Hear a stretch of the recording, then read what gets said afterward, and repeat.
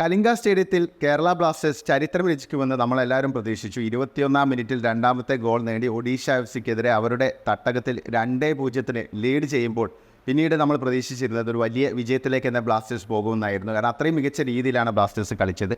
കലിംഗ സ്റ്റേഡിയത്തിൽ ഇതുവരെ നമ്മൾ ഒഡീഷയെ തോൽപ്പിച്ചിട്ടുണ്ടായിരുന്നില്ല. അപ്പോൾ ആദ്യത്തെ ഒരു വിജയം കുറിച്ച് ചരിത്രം രചിക്കും എന്നായിരുന്നു പ്രതീക്ഷിച്ചിരുന്നത്. കാരണം ആ രീതിയിൽ മികച്ച അറ്റാക്കാണ് ബ്ലാസ്റ്റേഴ്സ് തുടക്കം മുതൽ നടത്തിയത്.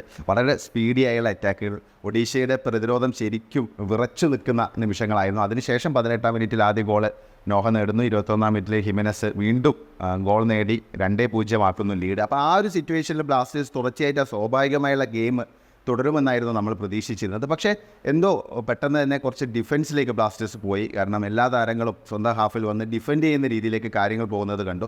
അത് എന്തിനാണെന്ന് മനസ്സിലാവുന്നില്ല. കാരണം അത്രയും മികച്ച രീതിയിൽ അറ്റാക്ക് ചെയ്ത് കളിക്കുന്ന ഒരു സന്ദർഭങ്ങളിൽ വെറുതെ ഒരു കോഷ്യസ് അപ്രോച്ച് എടുക്കേണ്ട ആവശ്യം ഉണ്ടായിരുന്നില്ല. കാരണം അറ്റാക്കിംഗ് ഇൻറ്റൻറ്റ് ബ്ലാസ്റ്റേഴ്സിനൊപ്പമായിരുന്നു. അതാണ് ശരിക്കും ഒഡീഷയ്ക്ക് ഒരു റൂം നൽകിയത്. ആ അവസരം അവർ മുതലെടുത്ത് അവർ അറ്റാക്കുകൾ നടത്താനുള്ള ശ്രമം നടത്തി. പിന്നീട് ആ ഗോൾ വന്നത് 29-ാം മിനിറ്റിൽ അവരുടെ ആദ്യത്തെ ഗോൾ വന്നത് അത് നമ്മുടെ മിസ്റ്റേക്ക് തന്നെയായിരുന്നു. സച്ചിൻ സുരേഷ് ഗോൾ കീപ്പർ തുടർച്ചയായ രണ്ടാമത്തെ മത്സരത്തിലും മിസ്റ്റേക്ക് വരുത്തി. അത് വലിയൊരു വിലയാണ് നമുക്ക് നൽകിയത്. പിന്നീട് അത് സെൽഫ് ഗോളായിട്ടാണ് പരിണമിച്ചത്. സച്ചിൻ സുരേഷിന് ശരിക്കും അത് എളുപ്പത്തിൽ തടുക്കാൻ പറ്റിയ, അല്ലെങ്കിൽ കയ്യിൽ ഒതുക്കാൻ പറ്റിയൊരു ബോളായിരുന്നു.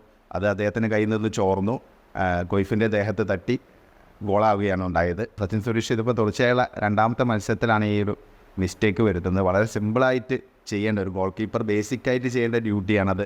കൈപ്പിടിയിൽ ഒതുക്കുക എന്നുള്ളത്, ക്യാച്ച് ചെയ്യുക എന്നുള്ളത്. അത് വീണ്ടും ആ ഒരു പിഴവ് അദ്ദേഹം വരുത്തിക്കൊണ്ടിരിക്കുന്നു എന്നുള്ളത് വളരെ അലാമിംഗ് ആയുള്ളൊരു സിറ്റുവേഷനാണ് ബ്ലാസ്റ്റേഴ്സിനെ സംബന്ധിച്ച്. കാരണം ബ്ലാസ്റ്റേഴ്സ് ശരിക്കും ഒരു അവസരം ഒഡീഷയ്ക്ക് നൽകുകയാണ് ഉണ്ടായത്. അതിൽ നിന്നാണ് ഒഡീഷ പിടിച്ചു കയറിയത്. പിന്നീട് ഡിയാഗോ മൗറീഷ്യോയുടെ ആ ഒരു നീക്കം നല്ലൊരു ടീം പ്ലേയിൻ്റെ ഭാഗമായിട്ടുള്ള ഒരു നീക്കമായിരുന്നു. പക്ഷേ മൗറീഷ്യോയുടെ ആ ഒരു ഷോട്ട്, അതായത് 39-ാം മിനിറ്റിൽ രണ്ടാമത്തെ ഗോൾ ഈക്വലൈസർ ഒഡീഷ നേടുമ്പോൾ ആ ഒരു ഷോട്ടും വേണമെങ്കിൽ സച്ചിന് സേവ് ചെയ്യാൻ പറ്റുന്നൊരു ഷോട്ടായിരുന്നു. കുറച്ചും കൂടെ ജാഗ്രത പുലർത്തിയിരുന്നെങ്കിൽ അത് സേവ് ചെയ്യാമായിരുന്നു. പിന്നെ അവസാനം ഒരു പെനൽറ്റി നമുക്ക് ലഭിക്കേണ്ടതായിരുന്നു. അത് മത്സരത്തിൻ്റെ ഗതി മാറ്റി ഒരു വിജയത്തിലേക്ക് കാര്യങ്ങൾ പോകുമായിരുന്നു. പക്ഷേ ISL ആണ്, റഫറിമാരെ നമുക്കിത് പ്രതീക്ഷിക്കുക. റഫറിമാരുടെ ഭാഗത്ത് നിന്ന് അത് ഏതൊരു ചെറിയ കുട്ടിക്ക് പോലും, കൊച്ചു കുട്ടിക്ക് പോലും സിമ്പിളായിട്ട് മനസ്സിലാവും അത് പെനാൽറ്റിയാണെന്നുള്ളത്. ആ ഒരു ഫൗള് നോഹയെ വീഴ്ത്തിയത് കറക്റ്റായിട്ട് തന്നെ പെനാൽറ്റി നൽകേണ്ട ഒരു സംഭവം തന്നെയായിരുന്നു. പക്ഷെ അത് പെനാൽറ്റി അനുവദിച്ചില്ല. അപ്പോൾ അതും ഈ ഒരു മത്സരത്തിലൊരു ഡിസൈഡർ, അല്ലെങ്കിൽ ആ ഒരു മത്സരഗതിയെ നിർണ്ണയിച്ചു എന്നുള്ളതൊരു സത്യമാണ്. പിന്നെ ഇതിലൊരു പ്രധാനപ്പെട്ട ഒരു കാര്യം ബ്ലാസ്റ്റേഴ്സിനെ സംബന്ധിച്ച് പറയുകയാണെങ്കിൽ ആ ഒരു ടീമിൻ്റെ ഒരു ടോട്ടൽ പെർഫോമൻസ്, ആ ഒരു പെർഫോമൻസിൽ ഇപ്പോഴും പ്രശ്നങ്ങളുണ്ട്. കാരണം റൈറ്റ് വിങ്ങിൽ കാര്യങ്ങൾ വളരെ മോശം തന്നെയാണ്. KB രാഹുൽ ഇന്നലെ കുറച്ചൊക്കെ ഒരു എഫേർട്ടൊക്കെ എടുത്ത് കളിക്കാനുള്ള ശ്രമം നടത്തി. പക്ഷേ അദ്ദേഹത്തിൻ്റെ ഭാഗത്ത് നിന്ന് പലപ്പോഴും ഒരു റിസൾട്ട് ഓറിയൻറ്റഡ് ആയിട്ടുള്ള നീക്കങ്ങളൊന്നും വരുന്നില്ല.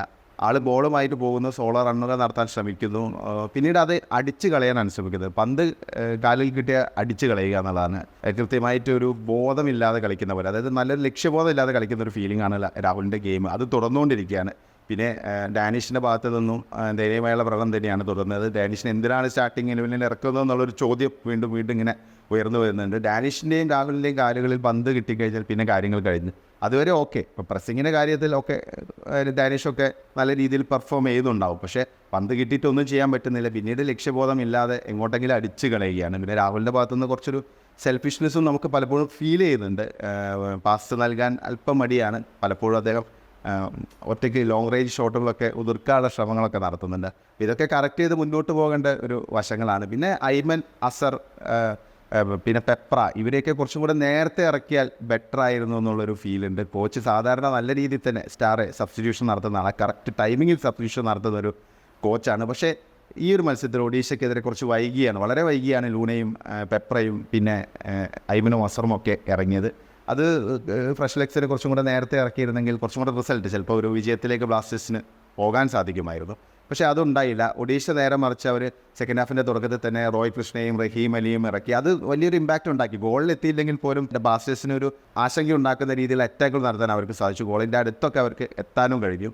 അപ്പോൾ അത് ഒരു റിസൾട്ടായിരുന്നു അവരെ സംബന്ധിച്ച്. മീൻസ് ഫൈനൽ ഇതിൽ ഔട്ട്കമ്മിൽ വന്നില്ലെങ്കിൽ പോലും. പക്ഷേ ബ്ലാസ്റ്റേഴ്സ് സബ്സ്റ്റിറ്റ്യൂഷൻ ഈ ഒരു മത്സരത്തിൽ വൈകി എന്ന് പറയേണ്ടി വരും. പിന്നെ ബ്ലാസ്റ്റേഴ്സിൻ്റെ ഡിഫൻസിലേക്ക് വരികയാണെങ്കിൽ ഇപ്പോൾ ഡിഫൻസിൽ സന്ദീപ് സിംഗ് തുടർച്ചയായിട്ട് അദ്ദേഹത്തിൻ്റെ ആ ഒരു മോശം പെർഫോമൻസ് തുറന്നുകൊണ്ടിരിക്കുകയാണ്. അദ്ദേഹം അറ്റാക്കിനൊക്കെയുള്ള കുറച്ച് സഹായിക്കുമെങ്കിലും ഡിഫൻസീവ് ഗെയിം, അതായത് ബേസിക് ജോബ് ഉണ്ടല്ലോ ഡിഫൻസ് എന്നുള്ള രീതിയിൽ, ആ കാര്യത്തിൽ അദ്ദേഹം പിന്നിലാണ്. അത് തുടർച്ചയായിട്ട് വീണ്ടും വീണ്ടും പ്രൂവ് ചെയ്തുകൊണ്ടിരിക്കുകയാണ്. പക്ഷേ നവോച്ച നല്ല രീതിയിൽ ലെഫ്റ്റ് ബാക്ക് നവോച്ച നല്ല രീതിയിൽ തന്നെ പെർഫോം ചെയ്തു, നല്ല പൊരുതി കളിച്ചു.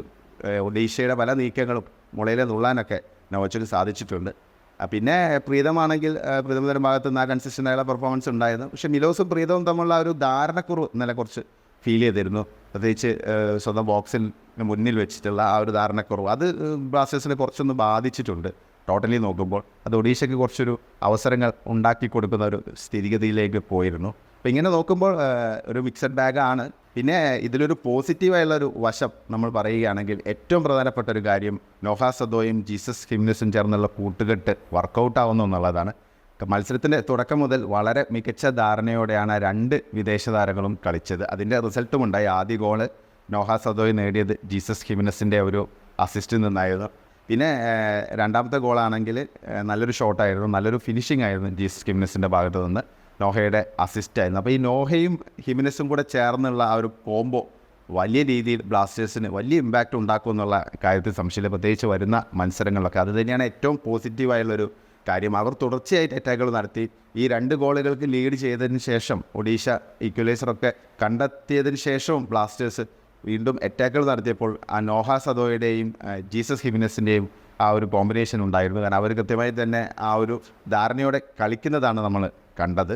നോഹ സദോയ് ഇപ്പോൾ തുടർച്ചയായ 3ാമത്തെ മത്സരത്തിലാണ് ബ്ലാസ്റ്റേഴ്സിന് വേണ്ടി ഗോൾ നേടുന്നത്. അദ്ദേഹം തന്നെയാണ് കളിയിലെ താരം. വളരെ കൺസിസ്റ്റൻ്റ് ആയിട്ട് പെർഫോം ചെയ്യുന്നു. ഗോൾ നേടുക മാത്രമല്ല ബ്ലാസ്റ്റേഴ്സിൻ്റെ അറ്റാക്കിൻ്റെ കുന്തമുനിയായിട്ട് മാറിയിരിക്കുകയാണ്. ലെഫ്റ്റ് വിങ്ങിൽ അത്രയും മികച്ച രീതിയിലുള്ള അറ്റാക്കുകളാണ് അദ്ദേഹം നടത്തുന്നത്. അദ്ദേഹത്തിൻ്റെ സോളോ റണ്ണുകളാണെങ്കിലും ചാൻസസ് ക്രിയേറ്റ് ചെയ്യുന്നതിനുള്ള എബിലിറ്റിയും മൊത്തത്തിലൊരു വലിയ ഹാർഡ് വർക്ക് ചെയ്യുന്ന വർക്ക് റേറ്റ് വളരെ മികച്ച രീതിയിലുള്ളൊരു പ്ലെയർ തന്നെയാണ് നോഹ സദോയ്.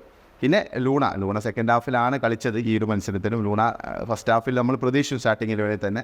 എനിക്ക് തോന്നുന്നു ലൂണ ഒന്നും കൂടെ ഒന്ന് സെറ്റ് ആവേണ്ടതുണ്ട്. കാരണം അദ്ദേഹം കുറേ കാലമായിട്ട് കളിക്കളത്തിന് പുറത്തായിരുന്നു. എന്തായാലും ലൂണ കൂടി സ്റ്റാർട്ടിംഗ് ഇലവനിൽ വരണം എന്നാണ് നമ്മളെല്ലാവരും ആഗ്രഹിക്കുന്നത് അടുത്ത മത്സരം മുതൽ. കാരണം ബ്ലാസ്റ്റേഴ്സിൻ്റെ ഏറ്റവും മികച്ച ഇലവനെ തന്നെ ഇറക്കി തുടക്കത്തിൽ ആ രീതിയിലുള്ളൊരു പെർഫോമൻസ് കാഴ്ചവെക്കേണ്ടതുണ്ട്. ഇപ്പോൾ ഐമനാണെങ്കിലും അസറാണെങ്കിലും ലൂണ ഇവരെല്ലാം സ്റ്റാർട്ടിംഗ് ഇലവനിൽ കളിച്ചാൽ കുറച്ചും കൂടി റിസൾട്ട് ഉണ്ടാകും. കാരണം നോഹ സദോയ്ക്കും ജീസസ് ഹിംനസിനൊക്കെ കാര്യങ്ങൾ കുറച്ചും കൂടി എളുപ്പമാകാനുള്ള ഒരു സാധ്യതയുണ്ട്. ഇപ്പോൾ രാഹുലും ഡാനിഷൊക്കെ തുടർച്ചയായിട്ട് അവരുടെ ഒരു പെർഫോമൻസ് അവരിൽ നിന്ന് എക്സ്പെക്ട് ചെയ്യുന്ന നമ്മൾ ഈ ഒരു പെർഫോമൻസ് അല്ല. രാഹുലൊക്കെ മികച്ച പ്രതിഭയുള്ള പ്ലെയറാണ്. പക്ഷേ ആ പെർഫോമൻസ് അദ്ദേഹത്തിൻ്റെ ഭാഗത്തു നിന്നും ഉണ്ടാകുമില്ല. അപ്പോൾ ഏറ്റവും മികച്ച സ്റ്റാർട്ടിംഗ് ഇലവനെ തന്നെ കോച്ച് ഇറക്കണമെന്നുള്ളൊരു ആവശ്യം അല്ലെങ്കിൽ ആ രീതിയിലുള്ളൊരു പ്രതീതിയാണ് നമ്മുടെ മനസ്സിലൊക്കെ ഉള്ളത്. പിന്നെ അദ്ദേഹം ഒരു തന്ത്രശാലിയായ കോച്ചാണ്, മികച്ച എക്സ്പീരിയൻസ് ഉള്ള കോച്ചൊക്കെയാണ്. അപ്പം എന്തായാലും വരും മത്സരങ്ങളിൽ ആ ഒരു കറക്റ്റീവ് മെഷേഴ്സ് കൊടുക്കും എന്നാണ് പ്രതീക്ഷിക്കുന്നത്. നിങ്ങൾക്ക് എന്ത് തോന്നി ഈ ഒരു മത്സരത്തെക്കുറിച്ച്? ബ്ലാസ്റ്റേഴ്സിൻ്റെ ഈ ഒരു ടാക്ടിക്സ്, അതായത് കോച്ചിൻ്റെ ഈ ടാക്ടിക്സ് എന്തെങ്കിലും പ്രശ്നങ്ങൾ നിങ്ങൾ കാണുന്നുണ്ടോ? അഭിപ്രായങ്ങൾ കമൻ്റായി രേഖപ്പെടുത്തുക.